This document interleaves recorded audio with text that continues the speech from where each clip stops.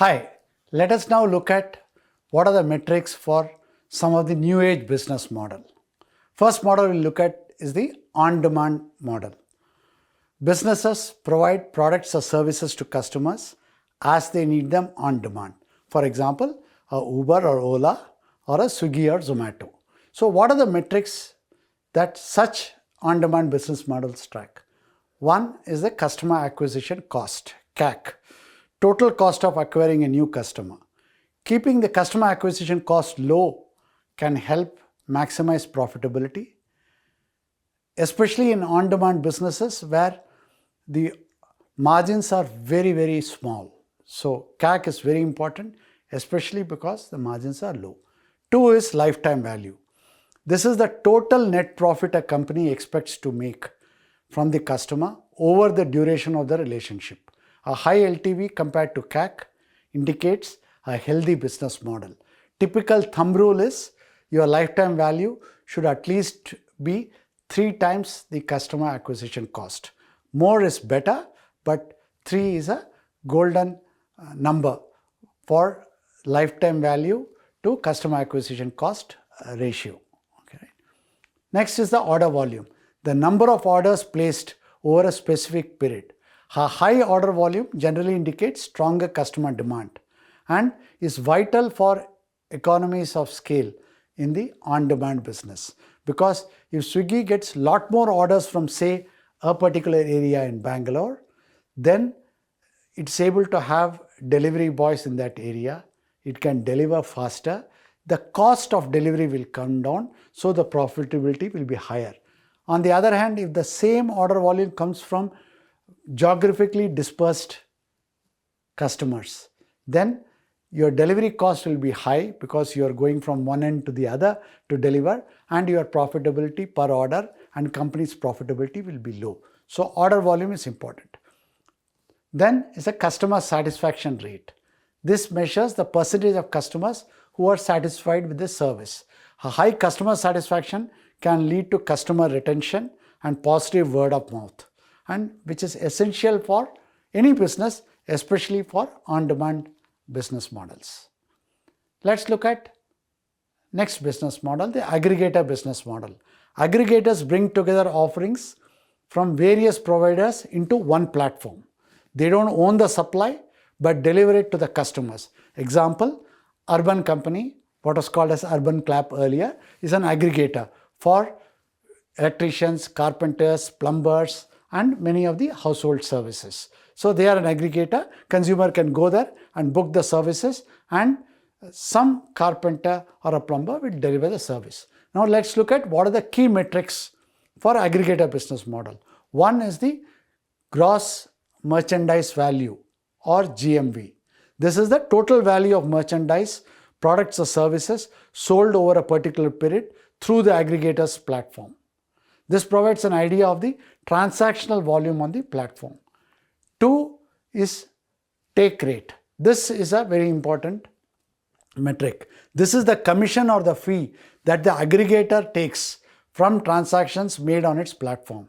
This is a crucial revenue metric for these platforms. For example, Swiggy and Zomato are aggregators that list multiple restaurants, and they take certain commission, typically 23% to 27% from the restaurant for running their platform or their business. So this is a take rate. So a small change in the take rate can mean substantial increase in the profitability of the aggregator. So take rate is a very important metric. Active users, the number of active users who have engaged with the platform over a specific period of time. It could be daily or monthly. This helps gauge the platform's popularity and reach, and also shows that how good is your platform vis-a-vis your competitor's platform. Customer retention, the percentage of customers who continue to use the platform over a given period of time. High retention suggests customers find value in the platform offerings. Therefore, the lifetime value of the customer will be higher. It will directly affect the profitability. Now, let us look at next business model, the subscription business model, where customers pay a recurring price at regular intervals for accessing a product or a service. This they could be paying monthly, they could be paying annually, they could be paying weekly. This typical subscription businesses: newspaper subscription, magazine subscription, or subscription to Spotify or Ghana or any of the music apps, iTunes. All of them are examples of subscription business model. So what are the metrics for subscription business model? One is monthly recurring revenue, abbreviated as MRR.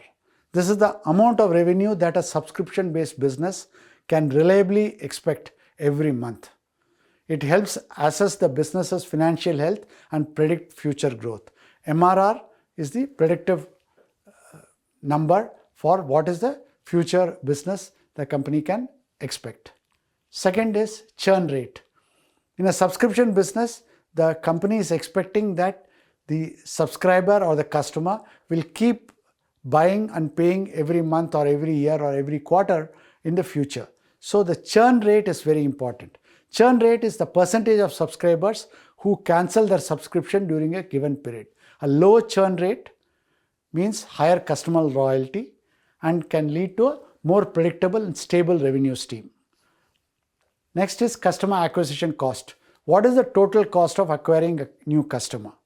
This is especially important to keep this low and optimize this against the lifetime value in subscription models. As we discussed, if the customer acquisition cost and lifetime value are in the ratio of 1:3, it's a good business. Customer lifetime value is the next metric, the total net profit a company expects to earn from a customer over the duration of the relationship. This is essential for determining how much a company should be willing to spend on acquiring a new customer. Now let's look at next business model. It's a platform business model. Platforms create value-adding interaction between two or more user groups, usually a buyer or a seller. So they are the facilitator in between, which creates transactions and exchange of products, goods, services, value between two sides of the platform, the buyer and the seller. So what are the metrics here? One important metrics for platform success is network effect, the phenomenon by which each additional user of the platform increases the value for all the other users.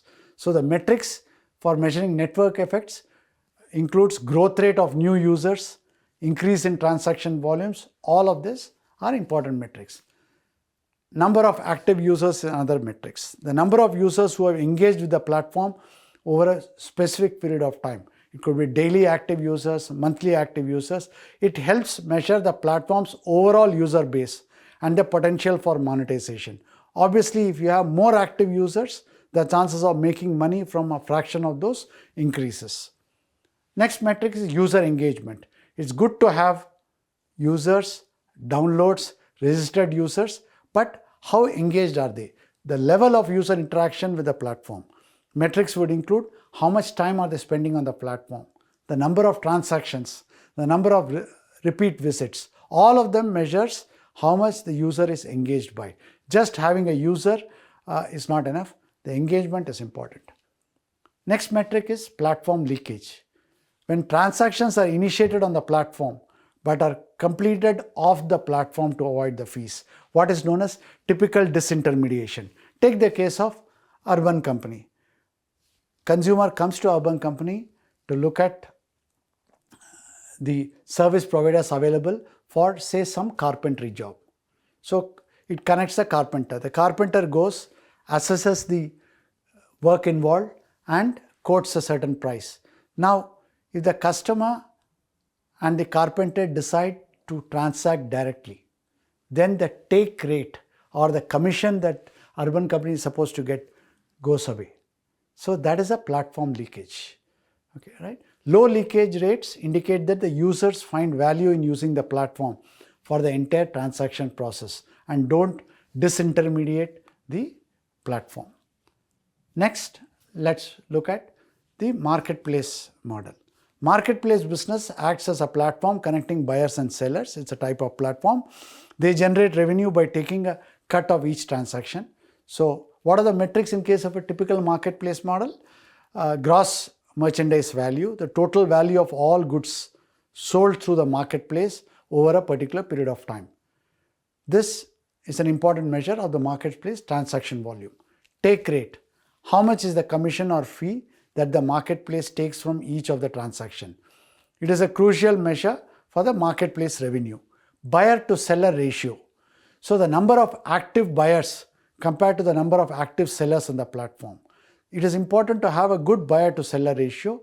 Otherwise, one or the other part of the marketplace will feel unhappy. As long as the ratio is healthy, ensures that there is adequate liquidity on both sides of the marketplace, the buyers will continue to come to the platform because they are able to get what they want. Sellers will come on the marketplace and on the platform and will sell there because they are getting enough business there. So it's important to keep both sides of the marketplace happy, engaged and transacting. And that is done by metric called liquidity. Likelihood that an item listed for sale on the marketplace will actually be sold is called liquidity. Higher liquidity means marketplace is more attractive to both buyers and sellers. If the buyers come there and don't find what they want, they go away, or the sellers come there, list it, but they are not able to get enough business from the platform, then both of them will go away. And that's why liquidity is important. Each of these business models that we talked about has some distinct key performance indicators. Some of them are common, but some of them are very distinct. For example, residual value is applicable in case of a leasing business. It has no relevance in case of a marketplace business. Like that, you have similar metrics they all track. You also have distinctly different metrics that they track. It depends on the kind of business. It's important to align your business operation strategies to the right metrics so that you are able to optimize it.